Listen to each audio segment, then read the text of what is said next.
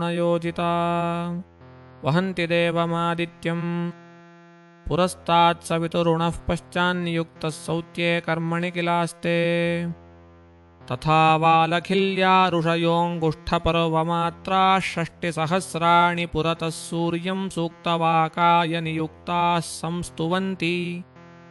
तथान्ये च ऋषयो गन्धर्वाप्सरसो नागाग्रामण्यो यातु धाना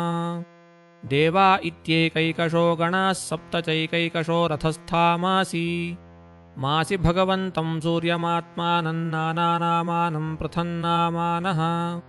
पृथक् कर्मभिर्द्वादश उपासते लक्षोत्तरसार्धनवकोटियोजनपरिमण्डलभूवलयस्य क्षणेन गव्युत्युत्तरद्विसहस्रयोजनानि स भुङ्क्ते। राजोवाच यदेतस्य भगवत आदित्यस्य मेरुं ध्रुवम् च प्रदक्षिणेन परिक्रमतो राशीनामभिमुखम् च प्रचलनं भगवतोपवर्णितम् अमुष्य वयं कथमनुमिमीमहीति। सहोवाच शुको यथा कुलालचक्रेण भ्रमता सह भ्रमताम् तदाश्रयाणां पिपीलिकादीनां गतिरन्यैव प्रदेशान्तरेष्वप्युपलभ्यमानत्वात् एवं नक्षत्रराशिभिरुपलक्षितेन कालचक्रेण ध्रुवम् मेरुं प्रदक्षिणतः परिधावता सह परिधावमानानां तदाश्रयाणां सूर्यादीनां ग्रहाणां गतिरन्यैव नक्षत्रान्तरे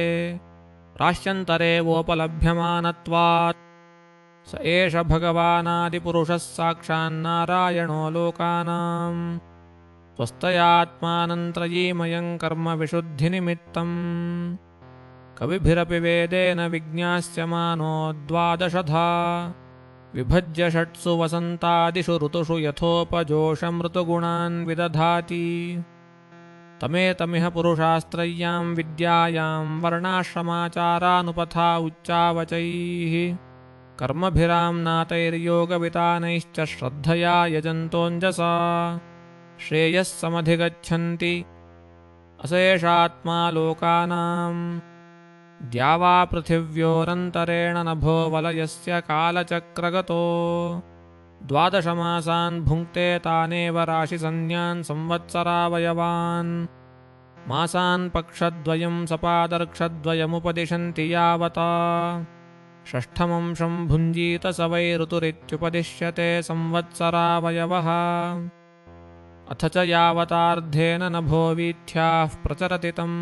कालमयनमाचक्षते। अथ च यन्नभो मण्डलं सहद्यावा पृथिव्योर्मण्डलाभ्यां कार्च्येन भुञ्जीत तं कालं संवत्सरं परिवत्सरमिडावत्सरमनुवत्सरं वत्सरमिति भानोर्मान्द्यशैघ्र्यसमानगतिभिः समामनन्ति। एवं चन्द्रमा अर्कगभस्तिभ्य उपरिष्टाल्लक्षयोजनत उपलभ्यमानोऽर्कस्य सम्रभुक्तिं पक्षाभ्यां भुक्तिं सपादर्क्षाभ्यां दिनेनैव पक्षभुक्तिमग्रचारी द्रुततरगमनो भुङ्क्ते। अथ चापूर्यमाणाभिरुपक्षीयमाणाभिश्च कलाभिः पितॄणामहोरात्राणि पूर्वपक्षापरपक्षाभ्यां वितन्वानः सर्वजीवनिवः प्राणो जीवश्चैकमेकं नक्षत्रं त्रिंशन्मुहूर्तैर्भुङ्क्ते। य एष षोडशकलः पुरुषो भगवान्मनोमयोन्नमयो मृतमयो देवपितृमनुष्यभूतपशुपक्षिसरीसृपवीरुधाम् प्राणाप्यायनशीलत्वात् सर्वमय इति वर्णयन्ति। तत उपरिष्टाल्लक्षयोजनतो नक्षत्राणि मेरुम् दक्षिणेनैव कालायन ईश्वरयोजितानि सहाभिजिताष्टाविंशतिः। तत उपरिष्टादुशना द्विलक्षयोजनत उपलभ्यते। पुरतः पश्चात् सहैव चार्कस्य शैघ्यमान्द्यसाम्यादिभिर्गतिभिरर्कवच्चरति। लोकानान्नित्यदानुकूल एव प्रायेण यत्स्थितिद्वारेणानुमीयते सवृष्टिविष्टम्भग्रहोपशमनः उशनसा बुधोऽपि व्याख्यातः। तत उपरिष्टाद्विलक्षयोजनतो बुधः सोमसुत उपलभ्यमानः प्रायेण शुभकृद्यदार्कमतिरिच्येत। तदातिवाताभ्रप्रायानावृष्ट्यादिभयमाशंसते। तत ऊर्ध्वमङ्गारकोऽपि योजनलक्षद्वितय उपलभ्यमानस्त्रिभिस्त्रिभिः पक्षैरेकैकशो राशीन् द्वादशानुभुङ्क्ते। यदि न वक्रेणाभिवर्तते प्रायेणाशुभग्रहो घशंसः। तत उपरिष्टाद्विलक्षयोजनान्तरगतो भगवान् बृहस्पतिरेकैकस्मिन् राशौ परिवत्सरं प्रचरति। यदि न वक्रः स्यात् प्रायशोऽनुकूलो ब्राह्मणकुलस्य तत उपरिष्टाद्योजनलक्षद्वयात् प्रतीयमानः शनैश्चर एकैकस्मिन् राशौ 30 मासान् विलम्बमानः सर्वानेवानुपर्येति तावद्भिरनुवत्सरैः प्रायेण हि सर्वेषामशान्तिकरः तत उत्तरस्मादृशय 11 लक्षयोजनान्तर उपलक्ष्यन्ते य एव लोकान् समनुभावयन्तो भगवतो विष्णोर्यत्परमम् पदं प्रदक्षिणं प्रक्रमन्ति अथ तस्मात् परतस्त्रयोदशलक्षयोजनान्तरतो यत्तद्विष्णोः परमं पदमभिवदन्ति यत्र महाभागवतो ध्रुव उत्तानपादिरग्निनेन्द्रेण प्रजापतिना कश्यपेन धर्मेण च समकालयुग्भिः स बहुमानम् दक्षिणतः क्रियमाण इदानीमपि कल्पजीविनामाजीव्य उपास्ते तस्येहानुभाव उपवर्णितः स हि सर्वेषां ज्योतिर्गणानां ग्रहनक्षत्रादीनामनिमिषेणाव्यक्तरंहसा भगवता कालेन भ्राम्यमाणानां स्थाणुरिवावष्टम्भ ईश्वरेण विहितः शश्वतवभासते यथा मेढीस्तम्भ आक्रमणपशवः संयोजितास्त्रिभिः सवनैर्यथा स्थानं मण्डलानि चरन्ति एवं भगणाग्रहादय एतस्मिन्नन्तर्बहिर्योगेन कालचक्र आयोजिता ध्रुवमेवावलम्ब्य वायुनोदीर्यमाणा आकल्पान्तं परितः क्रमन्ति नभसि यथा मेघाश्येनादयो वायुवशाः कर्मसारथयः परिवर्तन्ते एवं ज्योतिर्गणाः प्रकृतिपुरुषसंयोगानुगृहीतकर्मनिर्मितगतयो भुवि न पतन्ति केचनैतज्ज्योतिरनीकं शिंशुमारसंस्थानस्य भगवतो वासुदेवस्य योगधारणायामनुवर्णयन्ति यस्य पुच्छाग्रेर्वाक्शिरसः कुण्डलीभूतदेहस्य ध्रुव उपकल्पितस्तस्य लाङ्गूले प्रजापतिरग्निरिन्द्रो धर्म इति पुच्छमूले धाता विधाता च कट्यां सप्तर्षयस्तस्य दक्षिणावर्तकुण्डलीभूतशरीरस्य यान्युदगयनानि दक्षिणपार्श्वे नक्षत्राण्युपकल्पयन्ति दक्षिणायनानि तु सव्ये यथा शिंशुमारस्य कुण्डलीभोगसन्निवेशस्य पार्श्वयोरुभयोरप्यवयवाः समसङ्ख्या भवन्ति पृष्ठे त्वजवीथी आकाशगङ्गा चोदरतः पुनर्वसुपुष्यौ दक्षिणवामयोः शोण्योरार्द्राश्लेषा च दक्षिणवामयोः पादयोरभिजिदुत्तराषाढे च दक्षिणवामयोर्नासिकयोर्यथा सङ्ख्यं श्रवणपूर्वाषाढे च दक्षिणवामयोर्लोचनयोर्धनिष्ठामूलन् दक्षिणवामयोः कर्मघादीन्यष्टष्टणायनानि वामपार्श्वपक्तिषुतयुञ्जी कयो यो हायो षष्ठा तथैव मृगशीर्षादीन्युदगयनानि दक्षिणपार्श्वेषु प्रातिलोम्येन युञ्जीत शतभिषज्येष्ठे 2 स्कन्धयोर्दक्षिणवामयोर्न्यसेत् उत्तरहनावगस्त्यः अधरहनौ यमो मुखे चाङ्गारकः शनैश्चर उपस्थे बृहस्पतिः ककुतिवक्षस्यादित्यो हृदये नारायणो मनसि चन्द्रो नाभ्यामुशनास्तनयोरश्विनौ बुधः प्राणापानयोराहुर्गले केतवः गेषु रोमसु सर्वे तारागणाः एतदुहैव भगवतो विष्णोः सर्वदेवतामयम् रूपमहरः सन्ध्यायां प्रयतो वाग्यतो निरीक्ष्यमाण उपतिष्ठेत नमो नमो ज्योतिर्लोकाय कालायनाय निमिषां पतये महापुरुषाय धीमहि इति ग्रहर्क्षतारामयमाधिदैविकं रूपं हरेर्मन्त्रकृतस्त्रिकालम् नमस्यतः संस्तुवतो नश्यते वै स्वयं त्रिकालं कृतमाशु पापम् श्रीशुक उवाच अधस्तात्सवितुर्योजनायुते त्वर्भानुर्नक्षत्रवच्चरतीत्येके योऽसावमरत्वं ग्रहत्वं वालभत भगवदनुकम्पया स्वयमसुरापसदः संहिकेयो ह्यतदर्हस्तस्य तात जन्मकर्मणि चोपरिष्टाद्वक्ष्यामः यददस्तरणेर्मण्डलं प्रतपति तद्विस्तारतो योजनायुतमाचक्षते 12,000 सोमस्य 13,000 राहोर्यः पर्वणि तद्व्यवधानकृद्वैरानुबन्धात् सूर्याचन्द्रमसावभिधावति तन्निशाम्योभयत्रापि भगवताभिरक्षणाय प्रयुक्तम्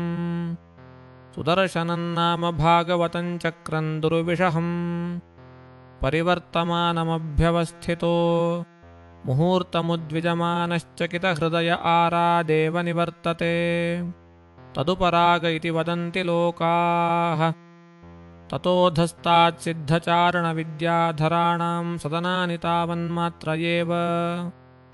ततोऽधस्ताद्यक्षरक्षपिशाचभूतप्रेतगणानां विहाराजिरमन्तरिक्षं यावद्वायुर्वाति यावन्मेघा उपलभ्यन्ते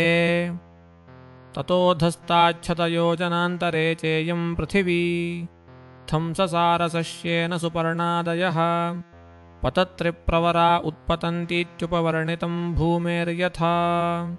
सन्निवेशमवस्थानम् अवनेरप्यधस्तात् सप्तभूविवरा एकैकशो योजनायुतायामविस्तारास्तारतम्येनोपकृप्ता अतलम् वितलं सुतलं तलातलं महातलं रसातलं पातालमिति एतेषु हि बिलस्वर्गेषु स्वर्गादप्यधिकाः सकलसम्पत्समृद्धयः कामभोगैश्वर्यानन्दविभूतिभिः सुसमृद्धभवनोद्यानाक्रीडाविहारेषु दैत्यदानवकाद्रवेया नित्यप्रमुदितानुरक्तकलत्रापत्यबन्धुसुहृदनुचरा गृहपतय ईश्वरादप्यप्रतिहतकामविनोदा निवसन्ति येषु महाराजमयेन मायया निर्मिताः पुरो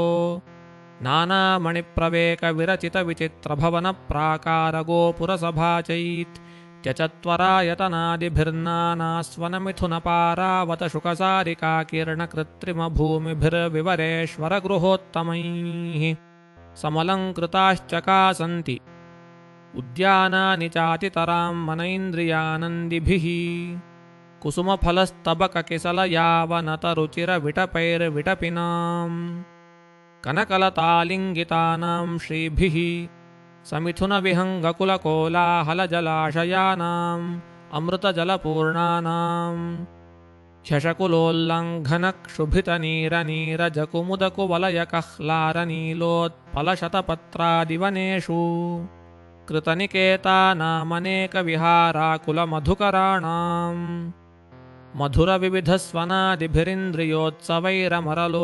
मधुरविविधस्वनादिभिरिन्द्रियोत्सवैरमरलोकश्रियमतिशयितानि यत्र हवानभयमहोरात्रिभिः कालविभागैरुपलक्ष्यते यत्र हिमः हि प्रवरशिरोमणयः शार्वरन्तमः प्रबाधन्ते न वा एतेषु वसतान् दिव्यौषधरसपानस्नानाद् आधयो व्याधयो वलीपलितजरादयश्च देहवैवर्ण्यदौर्गन्ध्यस्वेदश्रमग्लानिक्लमा इति वयोवस्थाश्च भवन्ति न हि तेषां कल्याणानां प्रभवति कुतश्चन मृत्युर्विना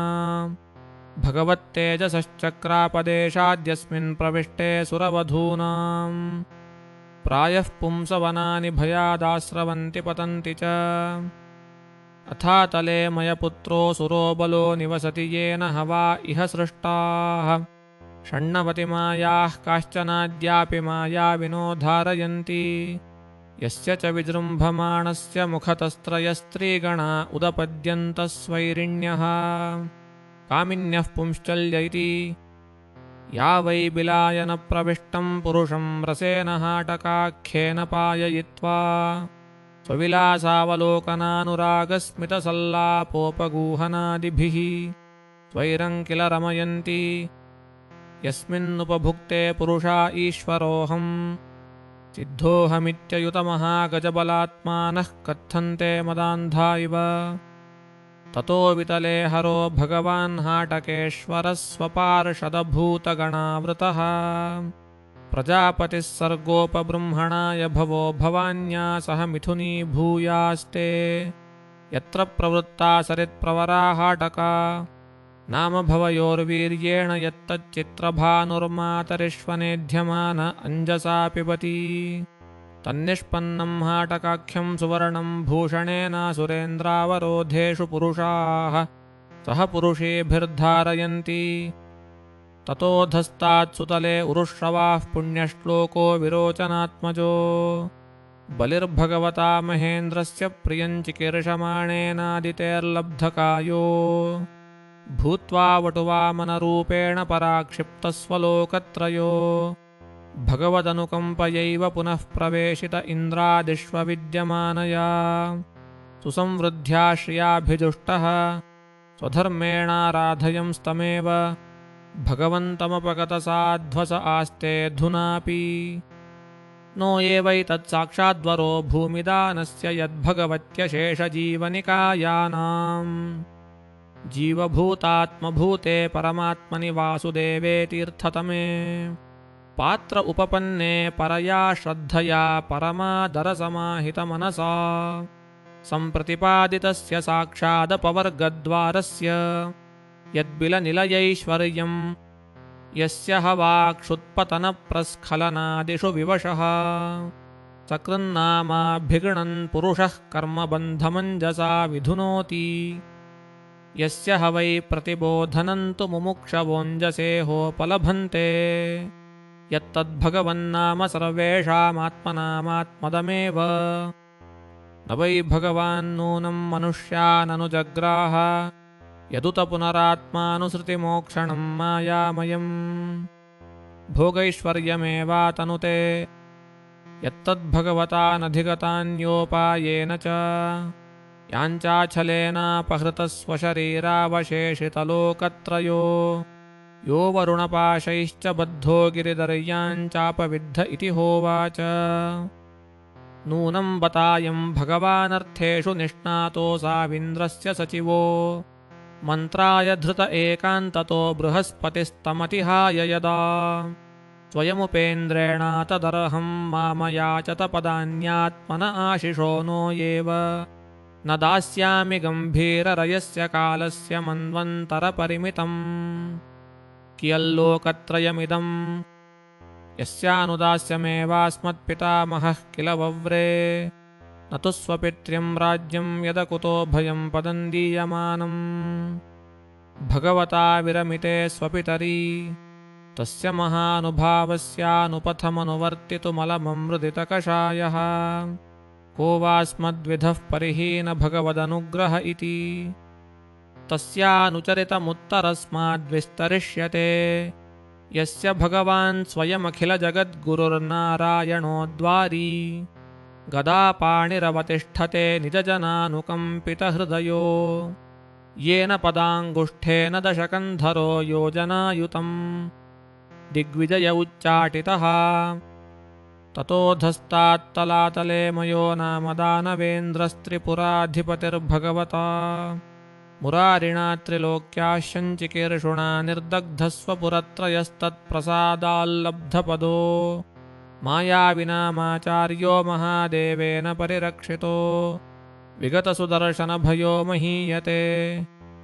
ततोऽधस्तान्महातले काद्रवेयाणान्नैकशिरसां क्रोधवशो नामगणः कुहकतक्षककालियसुषेणादिप्रधाना महाभोगवन्तः पतत्रिराजाधिपतेः पुरुषोत्तमवाहादनवरतमुद्विजमानाः स्वकलत्रापत्यसुहृत्कुटुम्बसङ्गेन क्वचित् प्रमत्ता विचरन्ति ततोऽधस्ताद्रसातले दैतेया दानवाः पणयो नामनिवातकवचाः कालकेया हिरण्यपुरवासिन इति विबुधप्रत्यनीका उत्पत्त्या महौजसो महासाहसिनो भगवतः सकललोकमहानुभावस्य हरेरेव तेजसा प्रतिहता वलेपाबिलेशया एव निवसन्ति ये वै सरमयेन्द्रदूत्या वाग्भिर्मन्त्रवर्णाभिरिन्द्राद्बिभ्यति ततोऽधस्तात् पाताले नागपतयो वासुकिप्रमुखाः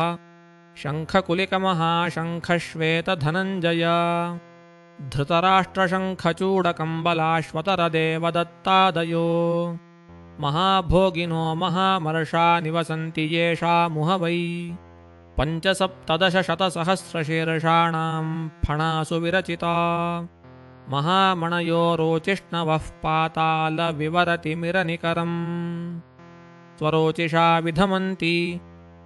तस्य मूलदेशे 30 योजनसहस्रान्तरे आस्ते या वै कला भगवतस्तामसी समाख्यातानन्त इति सात्वता यद्द्रष्टुदृश्ययोः सन्निकर्षणमहमित्यभिमानलक्षणम् सङ्कर्षणमित्याचक्षते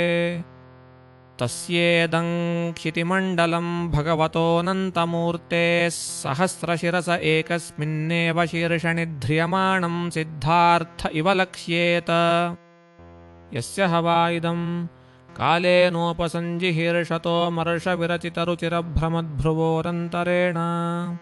सङ्कर्षणो नाम रुद्र एकादशव्यूहस्त्यक्षस्त्रिशिखम् शूलमुत्तम्भयन्नुदतिष्ठत् यस्याङ्घ्रिकमलयुगलारुणविशदनखमणिमण्डलेष्वहि पतयः सहसात्वतर्षभैरेकान्तभक्तियोगेनावनमन्तः स्ववदनानि परिस्फुरत्कुण्डलप्रभामण्डितगण्डस्थलान्यतिमनोहराणि प्रमुदितमनसः किल विलोकयन्ति यस्यैव हि नागराजकुमार्य आशिष आशासानाश्चार्वङ्गदवलयविलसितविशद विपुलधवलसुभगरुचिरभुजरजत स्तम्भेष्वगरुचन्दनकुङ्कुम पङ्कानुलेपेनावलिम्पमानास्तदभिमर्शनोन्मथित हृदयमकरध्वजावेशरुचिरललिता स्मितास्तदनुरागसमुदितमद विघूर्णितारुणावलोकननयनवदनारविन्दम् सव्रीडं किल विलोकयन्ति स एष भगवाननन्तोऽनन्तगुणार्णव आदिदेव उपसंहृतामर्षरोषवेगो लोकानां स्वस्तय आस्ते ध्यायमानः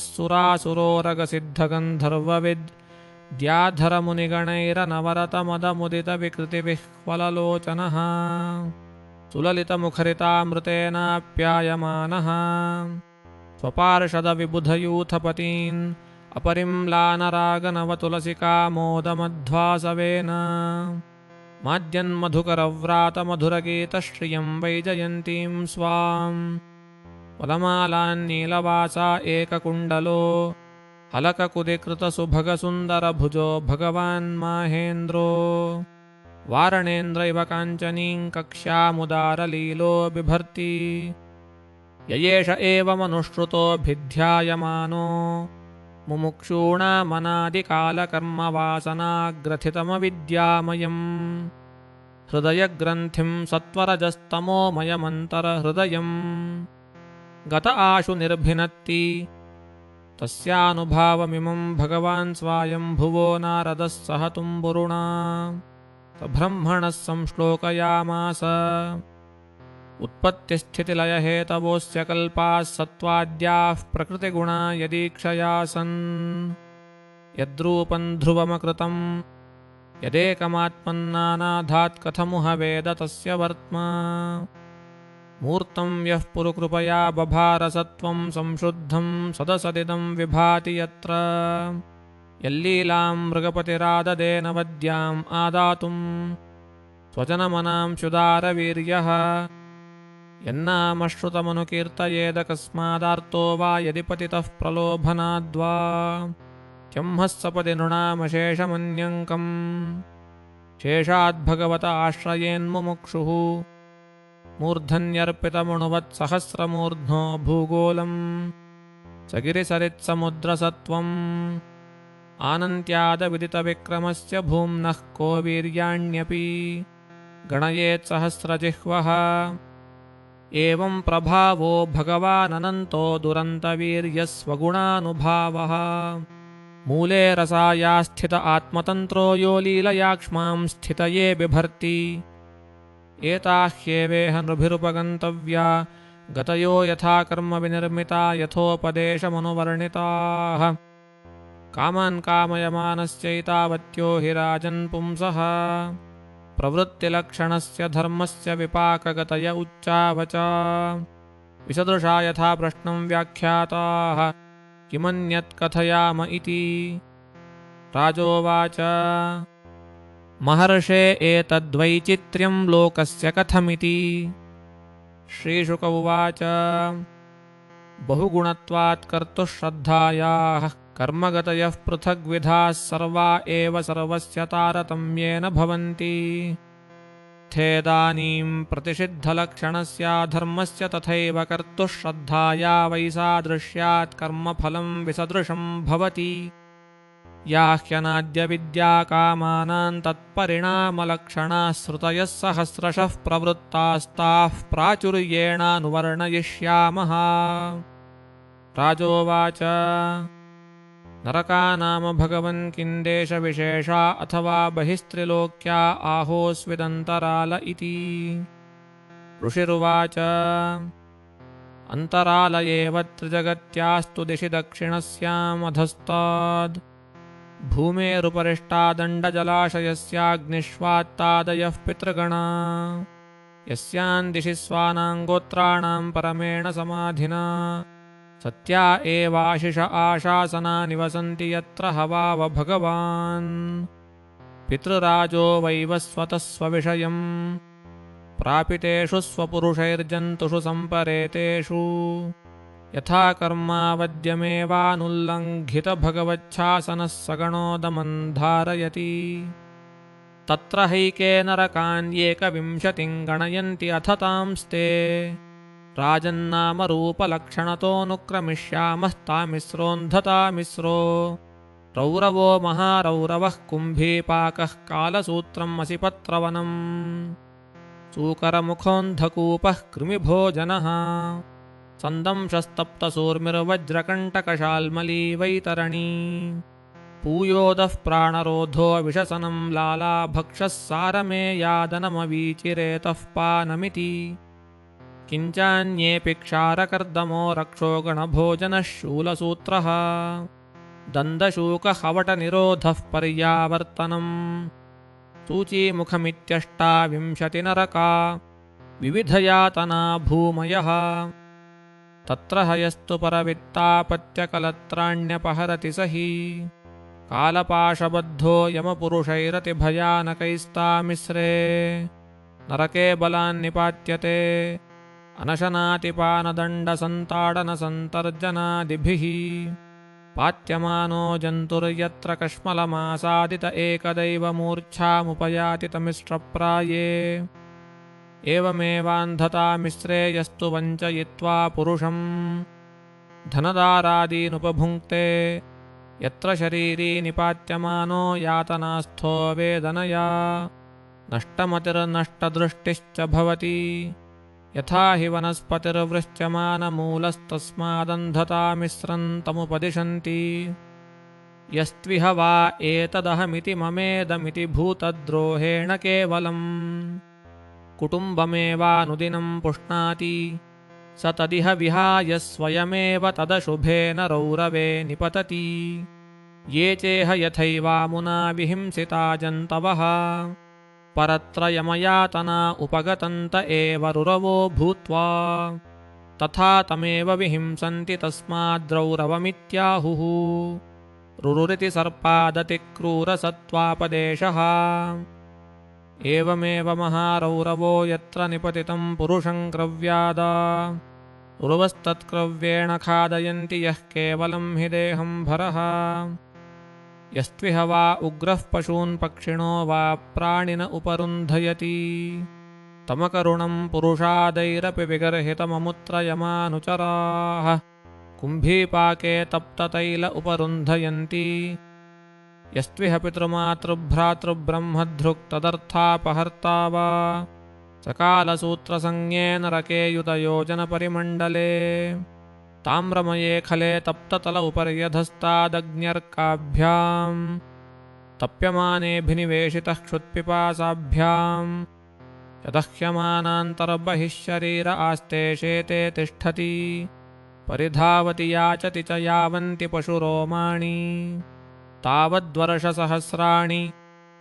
यस्त्विह वै निजवेदपथाद् अनापपद्यगतः पाषण्डम् चोपगतस्तमसि पत्रवनं प्रवेश्य कषया प्रहरन्ति तत्र हासादित इतस्ततो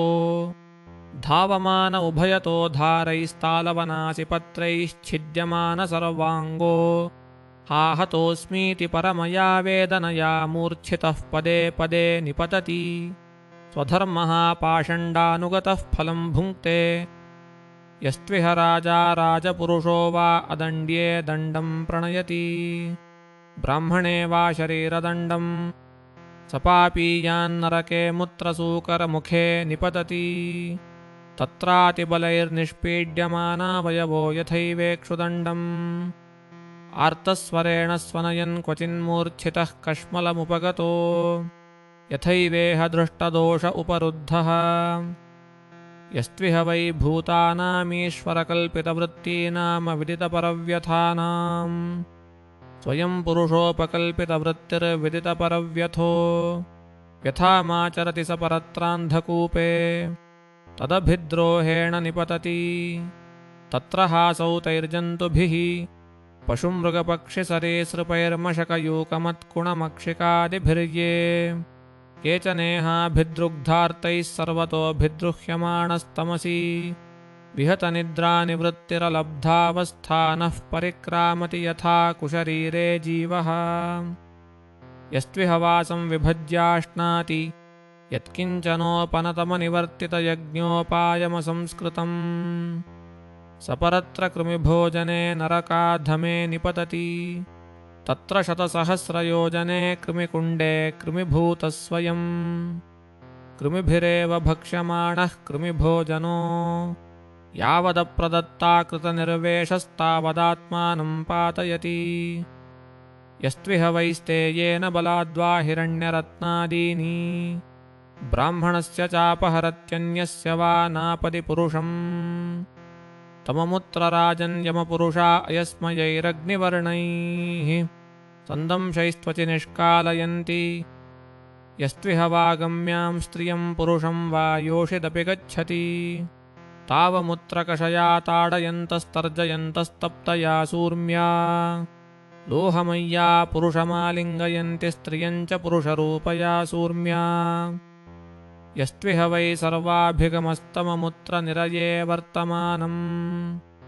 वज्रकण्टकशाल्मलीमारोप्य निकर्षयन्ति ये त्विह वा राजन्यो राजपुरुषा वा पाषण्डा धर्मसेतून्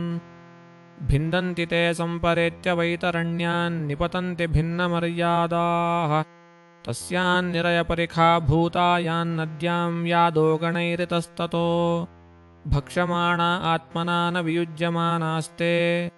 स्वासुभिरुह्यमानाश्चौघेन कर्मपाकमनुस्मरन्तो विण्मूत्रपूयशोणितकेशनखास्थिमेदो मांसवाहिन्यामुपतप्यन्ते ये त्विह वै वृषलीपतयो नष्टशैचाचारनियमास्त्यक्तलज्जाः पशुचर्याञ्चरन्ति ते चापि प्रेत्यपूय विण्मूत्रश्लेष्ममलपूर्णार्णवे निपतन्ति तदेवातिबीभत्सितमश्नन्ति ये त्विह वैश्वगर्दभपतयो ब्राह्मणादयो मृगया विहारा अतीर्थे च मृगान् निघ्नन्ति तानपि परेताल्लक्ष्यभूतान् यमपुरुषा इषुभिर्विध्यन्ति ये त्विह वैडाम्भिकाडम्भयज्ञेषु पशून् विशसन्ति तानमुष्मिल्लोके वैशसने नरके पतितान् निरयपतयः पातयित्वा विशसन्ति यस्त्विह वै सवर्णां भार्यान् द्विजोरेतः पातयति काममोहितस्तम्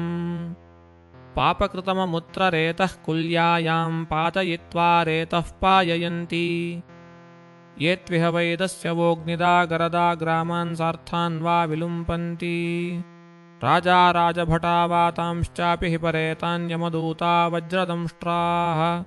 श्वानः 720 तैः सरभसङ्खादयन्ति यस्त्विह वा नृतं वदति साक्ष्ये द्रव्यविनिमये दाने वा कथञ्चित् स वै प्रेत्य नरके अवीचिमत्यधः शिरा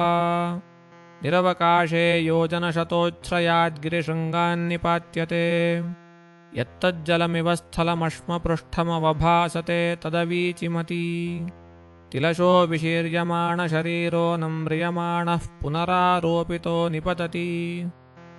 यस्त्विह वै विप्रो राजन्यो वैश्यो वा सोमपीठस्तत्कलत्रम् वासुरामृतस्थितो वा पिबति तेषान्निरयनीतानाम् उरसि पदाक्रम्यास्येवह्निना द्रवमाणं कार्ष्णाय सन्निषिञ्चन्ति अथ यस्त्विह वा आत्मसम्भावनेन स्वयमधमो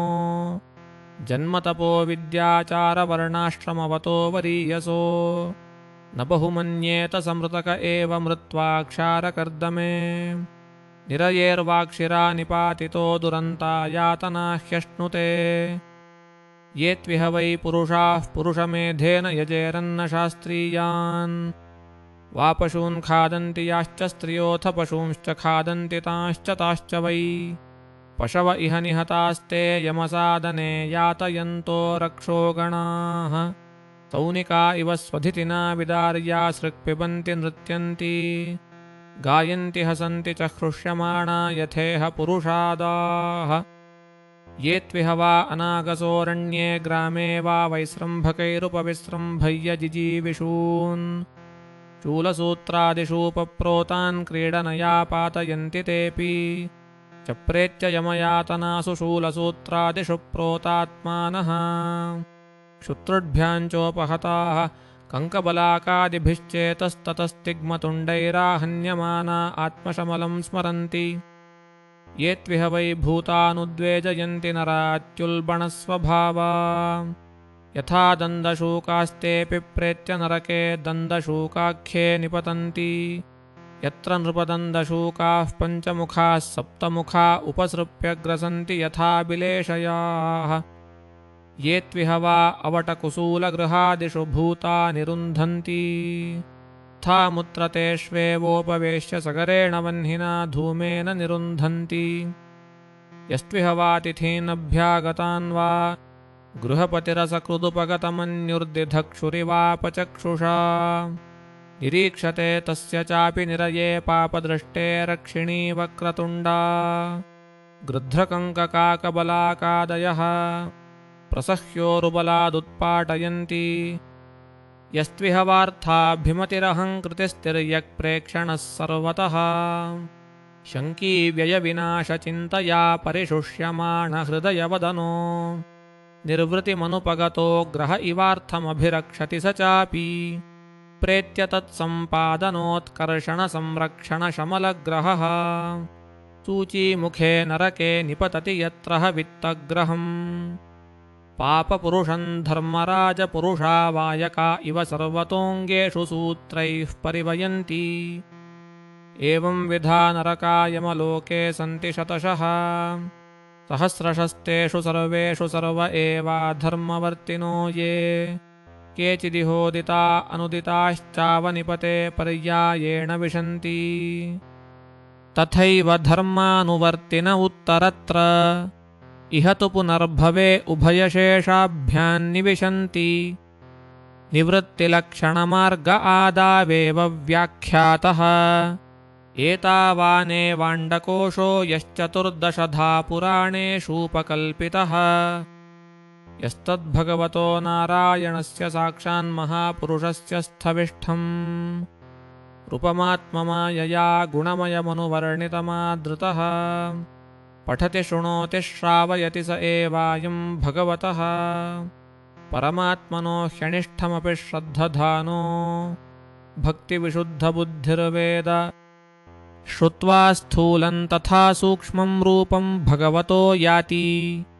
स्थूले निर्जितमात्मानं शनैः सूक्ष्मधिया नयेदिति भूद्वीपवर्षसरिदद्रिनभः समुद्रपातालदिन्नरकभागणलोकसंस्थम्